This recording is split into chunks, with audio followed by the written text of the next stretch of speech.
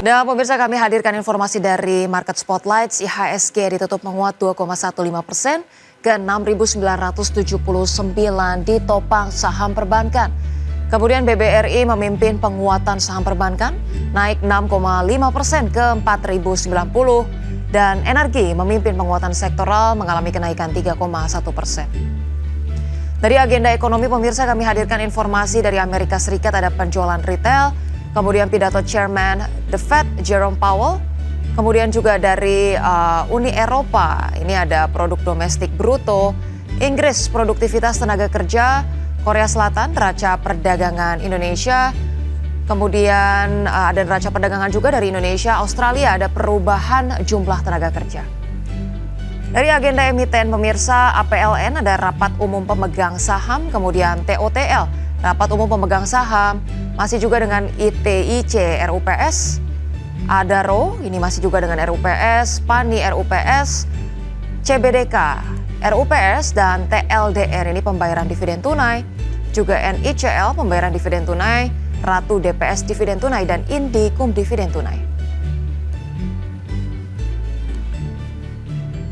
Dan pemirsa, dari Bursa Asia kita pantau Nikkei tampak melemah, dibuka melemah 0,9%, STI menguat 0,18%, Kospi melemah 0,13%, dan Hang Seng melemah 0,17%.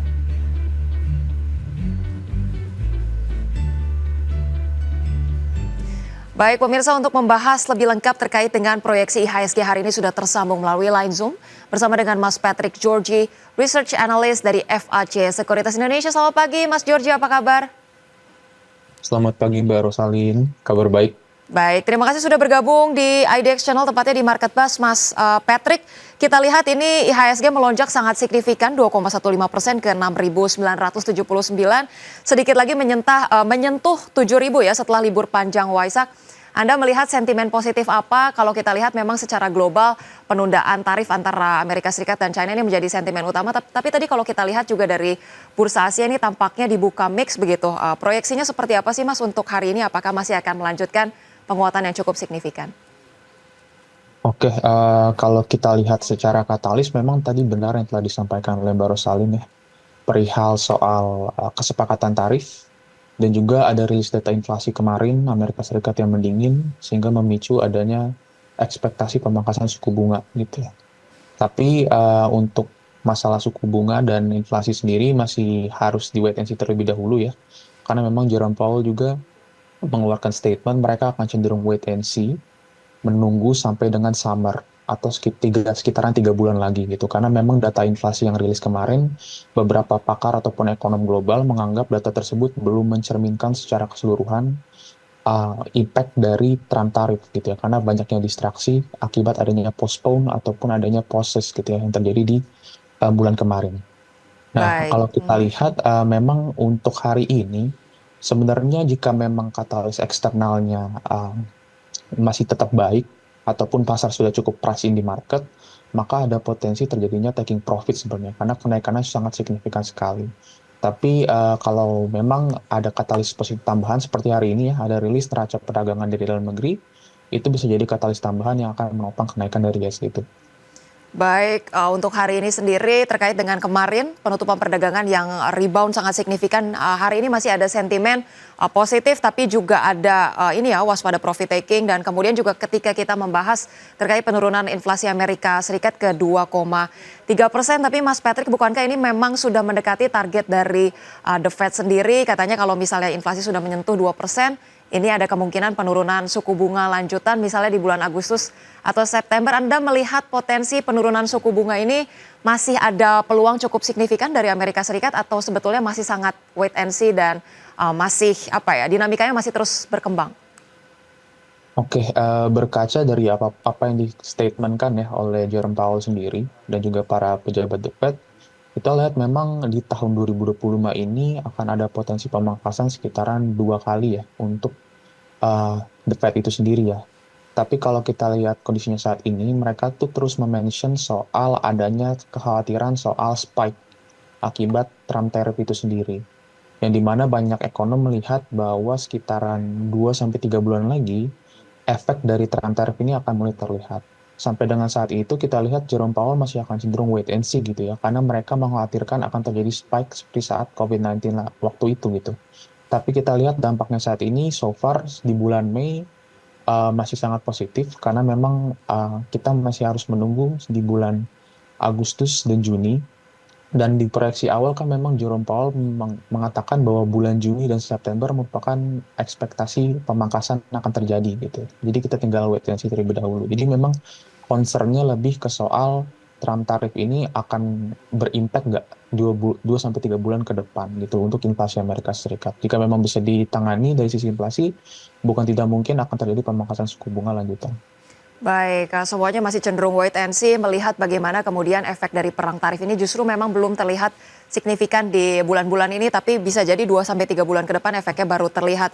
Baik, Mas Patrick, kalau kita lihat juga ada pernyataan dari Trump yang cenderung sangat positif terhadap pasar modal. Ini di US Saudi Investment Forum ya, kemarin itu Trump berkunjung bersama dengan para founder perusahaan teknologi, ada Nvidia, Amazon, dan juga Uber. Ini mengatakan stock market is gonna go higher. Apakah ini akan cenderung menjadi sentimen yang positif, mengingat kalau kita lihat di US sendiri pergerakan saham-saham teknologi ini sudah melonjak sangat signifikan, tapi kalau kita lihat kemarin di perdagangan IHSG kita justru sektor teknologi melemah cukup signifikan di 1%. Anda melihat akan ada implikasinya nggak Mas ke pasar modal Indonesia?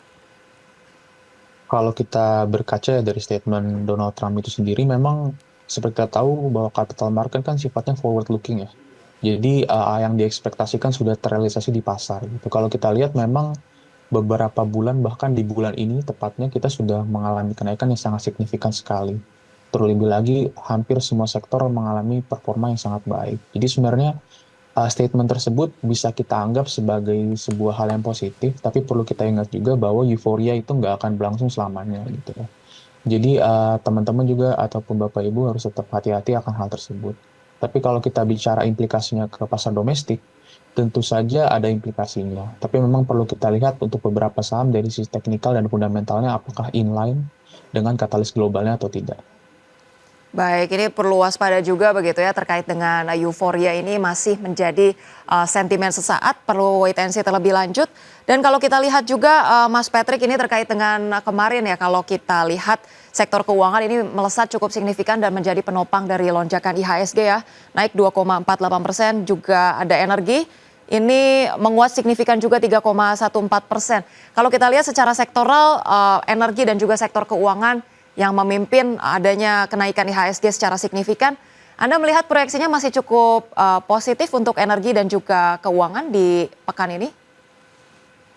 Kalau kita bicara pekan ini memang kalau untuk sektor finance terutama big banks, kita sendiri untuk domestik memang punya daya tarik yang lebih dibandingkan dengan bursa lain ya, karena memang dari sisi valuasinya emiten-emiten perbankan kita masih sangat murah sekali. Bahkan most of them itu masih di bawah bear value mereka kalau kita lihat sepanjang historical 3 tahunannya gitu. Jadi kalau kita lihat dari sisi valuasi masih sangat murah. Ditambah juga kalau kita lihat dari sisi kinerja memang debatable gitu. Dibandingkan beberapa tahun kemarin saat peaknya memang kinerja belum tidak sebegitu signifikan. Tapi masih dalam kondisi yang kita lihat masih on track gitu ya untuk sisi kinerja. Sehingga untuk sektor finance sendiri, terutama big banks, itu punya potensi cukup baik gitu ya sampai dengan pekan ini gitu ya.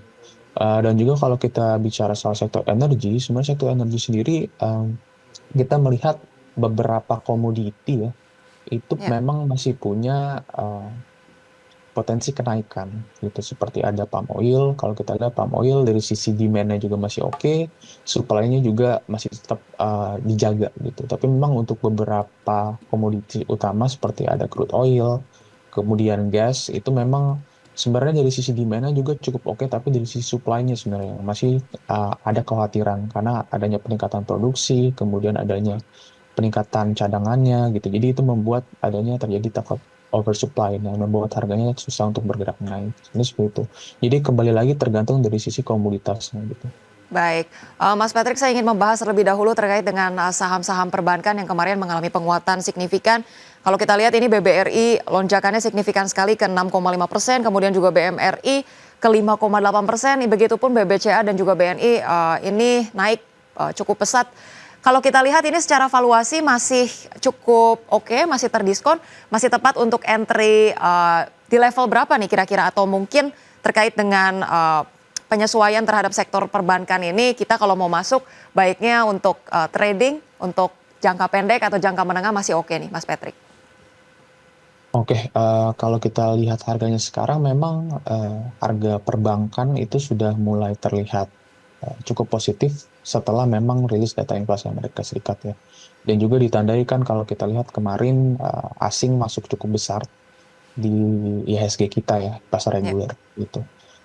Sebagai tahu di saat asing mulai masuk biasanya sektor perbankan menjadi sektor yang sangat diminati oleh, investor asing gitu. Jadi kalau kita bicara uh, fokusnya ataupun jangka jangka pegangnya, kita lihat lebih ke arah long term sebenarnya, Mbak. Dengan kita bisa memanfaatkan strategi buy on weakness. Kalau kita bicara valuasi, dengan historical 3 tahun, mayoritasnya itu masih berada di area fair value. Mungkin hanya ada saham BBCA ya, bisa saya mention, itu sudah mendekati area fair value-nya gitu. Dan kalau kita lihat historical, biasanya kan mereka bergerak di standar deviasi plus 1 sampai standar deviasi plus 2. Jadi sebenarnya spread-nya masih cukup tinggi dan sehingga potensinya juga masih cukup tinggi untuk sektor perbankan kita sebenarnya.